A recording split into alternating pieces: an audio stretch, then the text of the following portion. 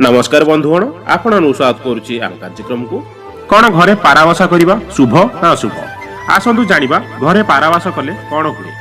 पारा एक एमिति पक्षी जहाँ घर को आसवा द्वारा अनेक शुभ फल प्राप्त होता है। शास्त्र पुराण एवं वास्तुवचन अनुसार मध्य जदि घरे पारावास बांधिया शुभ बोली कहुए।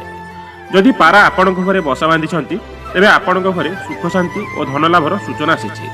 यह संकेत देइछि आपण निज जीवन में उन्नति करेंगे एवं घर सुख समृद्धि देखादेव।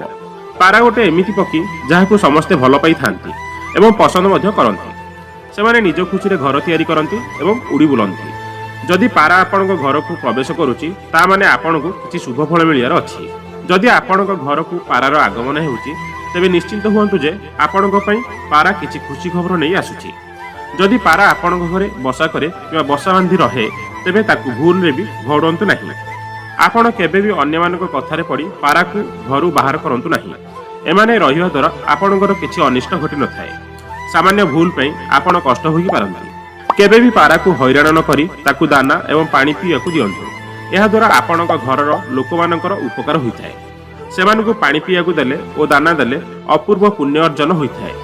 जदि आपणक घरे केही असुस्थ व्यक्ति थांती तेबे तांकु कुहंतु जे सकाळे एवं संध्यारे पारा को खाइयाकू देबे जहाँ तांको पई भल फल आनी थाए। असुस्थ व्यक्ति थिबा घरे जदि पारा बसा बांधे तेबे पारा थिबा जाय किछि भी खराब खबर सुनियाकू मिलि न थाए एवं स्वास्थ्य खराब होई न थाए। तेणु पारा को घरु बाहर करंतु नाही। जदि पारा निजे निजे घरु बाहरी जाए तेबे खराब नहे, किंतु ताकू बाहर करिदवा द्वारा घर को दुख और अशांति आसी थाए। तेणु भूल भी पारा को घरु केबे भी बाहर करंतु नाही, जहाँ आपणक परिवार पई एक खराब अवस्था को आमंत्रित करिथाए। घरे पारा रहिबा अनेकांशरे शुभ एवं लाभदायक होइथाए, जहाँ आपणक आर्थिक अभिवृद्धि को आहुरी बढ़ाई थाए एवं खुशी खबर आनी थाए और स्वास्थ्य मध्य भल रही थाए।